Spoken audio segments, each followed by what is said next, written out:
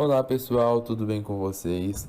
Para quem não me conhece, eu me chamo Júlio Oliveira, eu sou estudante de Educação Física, estou fazendo graduação na Faculdade Unesp de Presidente Prudente e em uma das matérias que eu curso, que é a matéria de Anatomia, a gente foi desafiado a preparar uma videoaula sobre o sistema tegumentar, certo? Então, o que eu vou apresentar para vocês hoje vai ser exatamente isso, uma videoaula sobre o sistema tegumentar, e eu espero que possa servir de grande ajuda para vocês, né? Então, vamos lá. Vamos começar falando um pouquinho do conceito, né? O conceito do sistema tegumentar. O sistema tegumentar, ele é um conjunto de estrutura que forma o revestimento externo dos seres vivos. Então, ele é composto principalmente pela pele e por seus órgãos anexos, que no caso são as unhas, os pelos. Alguns autores na literatura consideram as glândulas sebáceas e as glândulas sudoríferas, outros não consideram como o anexo da pele, né? Já colocam ela ali quando falam sobre a derme. A gente vai considerar aqui logo de cara como glândulas anexas, né? Que vai ajudar aí nessa proteção do sistema tegumentar.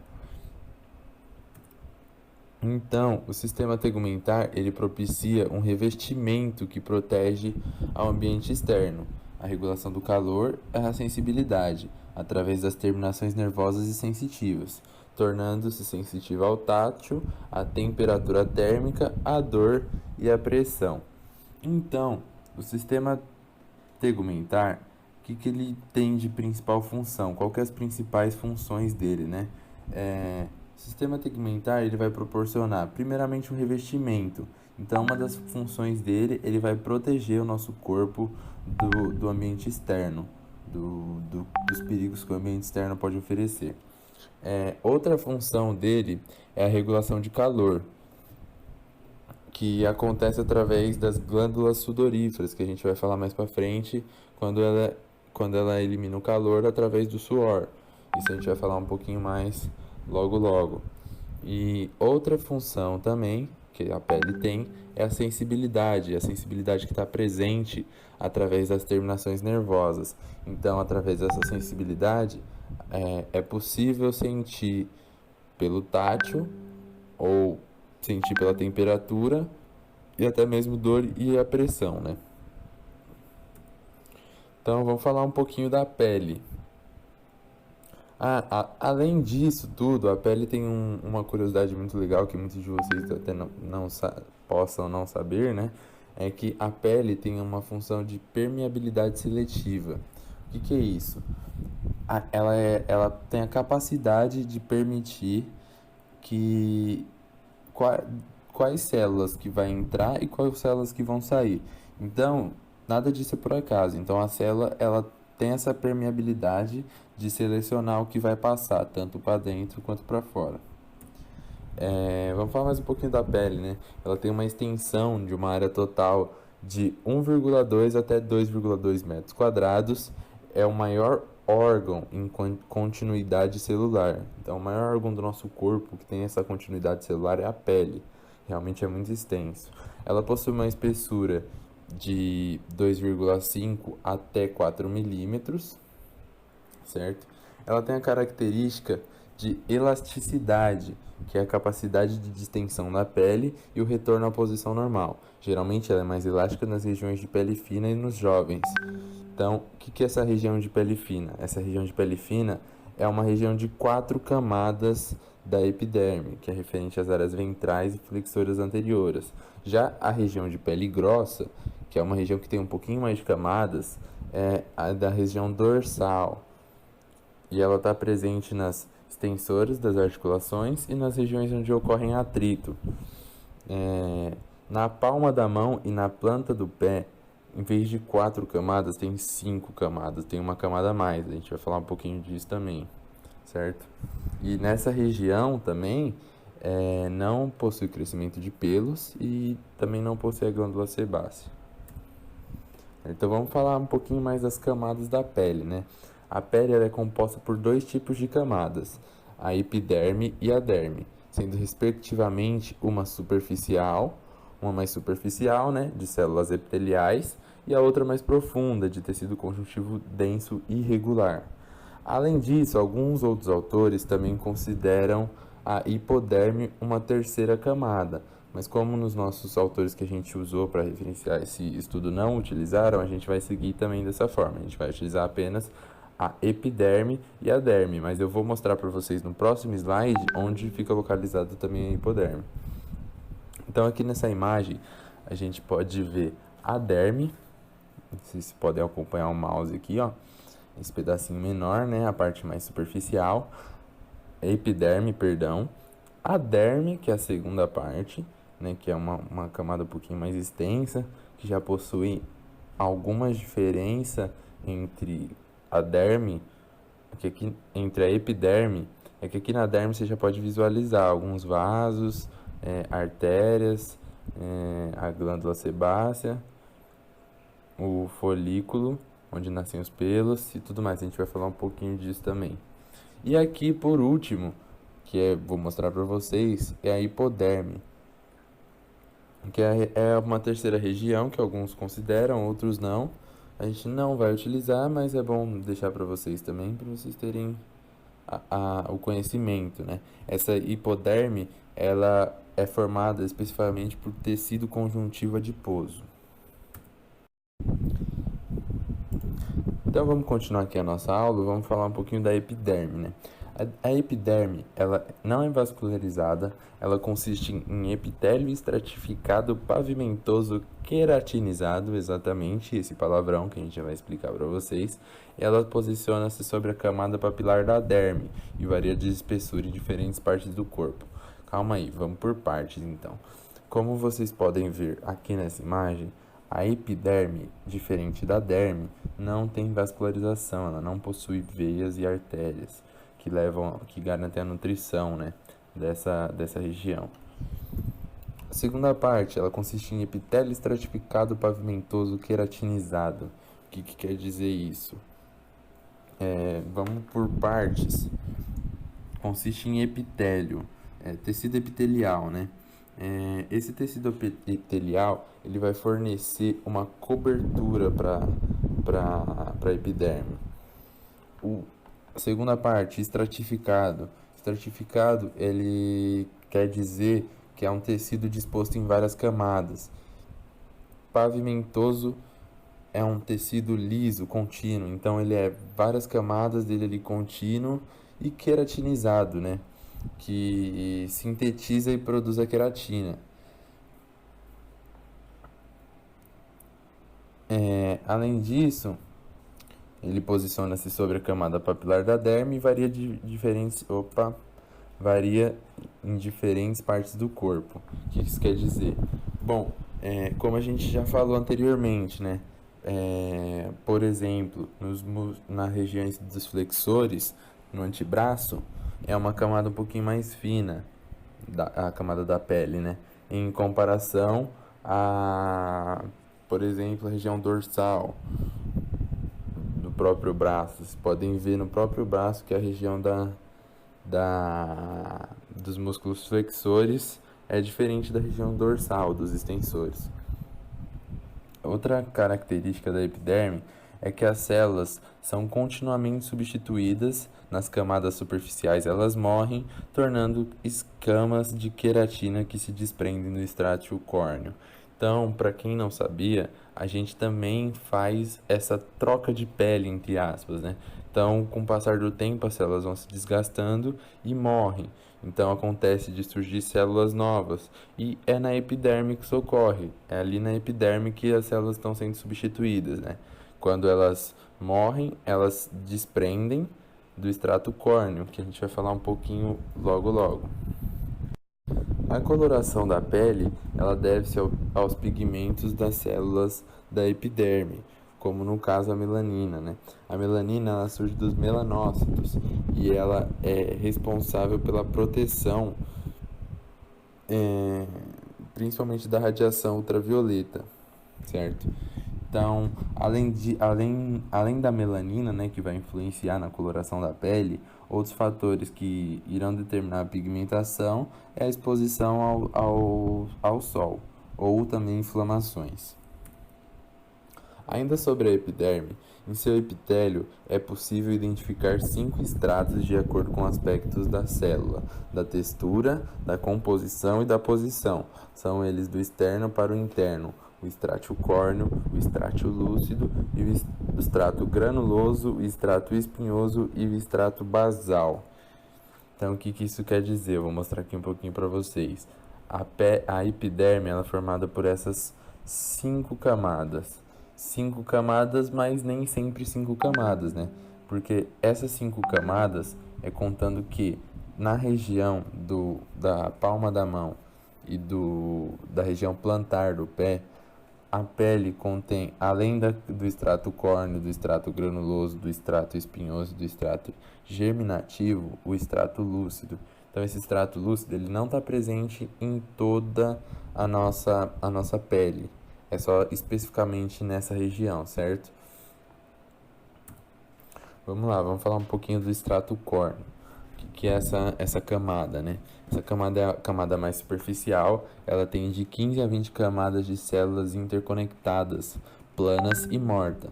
E ela se desprende em grupo ou lâminas, porque devido a essa ligação, quando essas células morrem, elas se desprendem em forma de tecido ou de lâmina, porque estão conectadas umas às outras, né?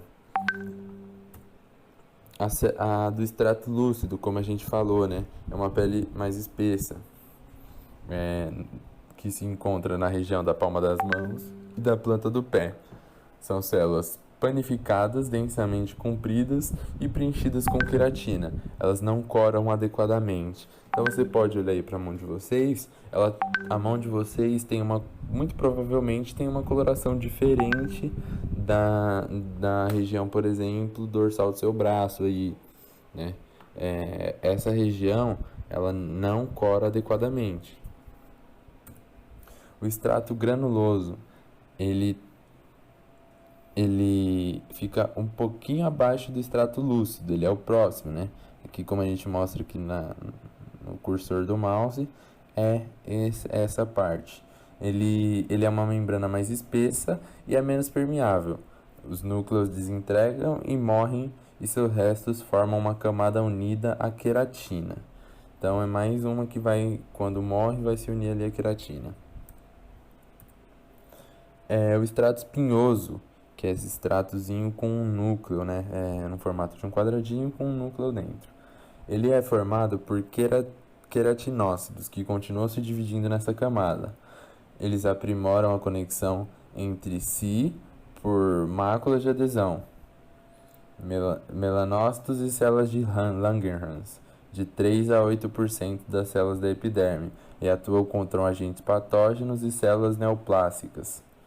Esse é o extrato espinhoso. E por último, o extrato basal ou o extrato germinativo, que é a última camada desses extratos, né? Ele está ali antes da derme. Então vamos falar um pouquinho dele, né? O extrato basal ele apresenta a célula de Merkel. São células sensíveis ao toque e, quando pressionadas, liberam substâncias químicas que estimulam as terminações nervosas, levando informações de objetos que tocam a pele. Então, esse é o extrato que vai ser responsável pela sensibilidade. Esse extrato basal apresenta melanócitos e células tronco epidérmicas. Então, voltamos aí com a imagem de todos os extratos, né? E agora, depois de saber um pouquinho mais sobre elas, vocês podem visualizar melhor. Extrato córneo, extrato lúcido, extrato granuloso, extrato espinhoso, extrato germinativo ou basal e, enfim, a derme. Bom, vamos falar um pouquinho da derme agora, né? A derme, ela está situada um pouquinho mais profunda e nela se encontram folículos pilosos e glândulas sebáceas e sudoríferas, além de encontrar também as veias e artérias, que é onde vai passar e garantir a nutrição dessa região, né? Na derme, o tecido conjuntivo se dispõe em 2 camadas, uma superficial ou papilar e outra mais profunda ou reticular.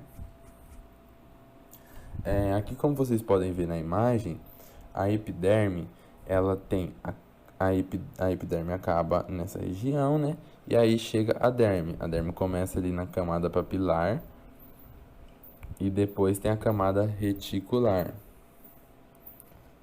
A derme, é importante falar, que ela é formada por tecido conjuntivo frouxo, que são colágenos mais elastina, que dá um volume e uma elasticidade. E nessa região é a região onde vai conter os principais elementos que dão função ao sistema tegumentar, né? Deixa eu achar a imagem aqui. Essa aqui. Essa imagem aqui dá pra gente ver. Por exemplo, a derme, ela possui as artérias e as veias que vão garantir a nutrição.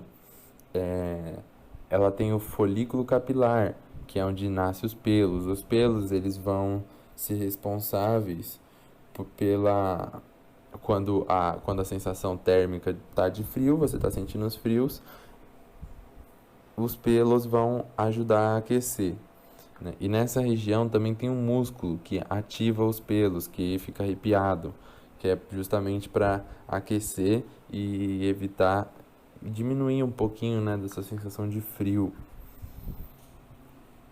Que mais? A glândula sebácea aqui, ó, que ela é responsável pela produção do sebo.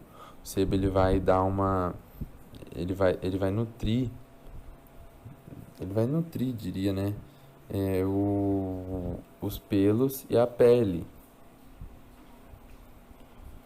Além disso, também tem aqui a glândula transpiratória, né, que é no caso as glândulas sudoríparas, que vão produzir o suor, que o suor é quando está eliminando o calor, certo? Então, essa região da derme é uma região fundamental onde está as principais funções do sistema tegumentar. Vamos falar um pouquinho, né, do extrato papilar. Ele é rico em fibroblastos, fibra colágena e fibra elástica, mastócitos e macrófagos. Possui o nome devido às papilas dérmicas que projetam na região epidérmica, fazendo com que a sua superfície apresente séries de cristas separadas por sulcos.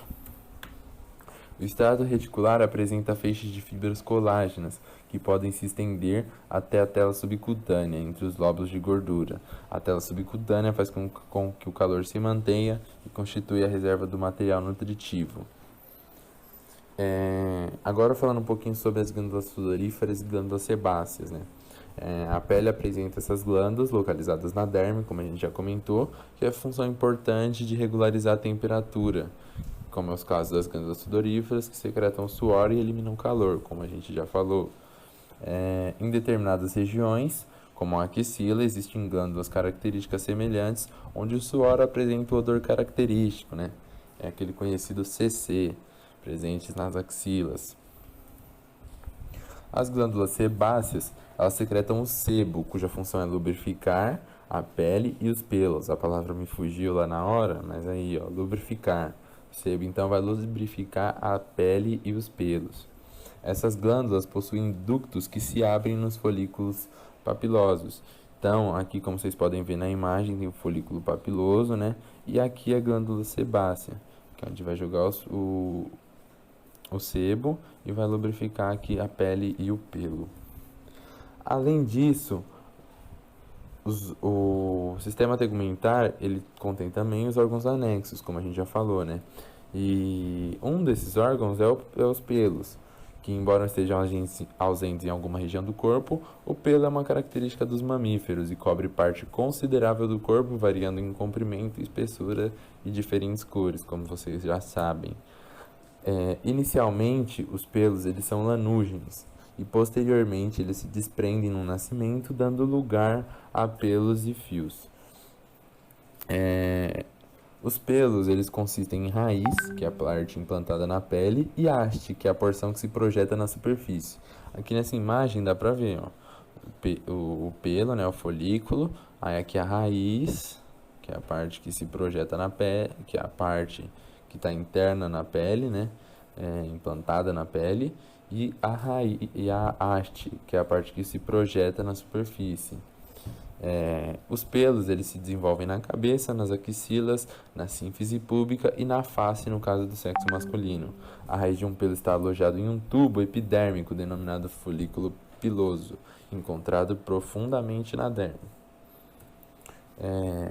Outro órgão anexo é a unha. As unhas elas são encontradas dispostas na superfície posterior das falanges distais, são achatadas, elástica, de textura córnea, cuja função é proteção. Possui uma parte distal, né, o corpo e a raiz. A raiz é protegida por uma camada córnea de epiderme conhecida como colícula. Então a gente pode olhar aqui nessa imagem a matriz da unha, né?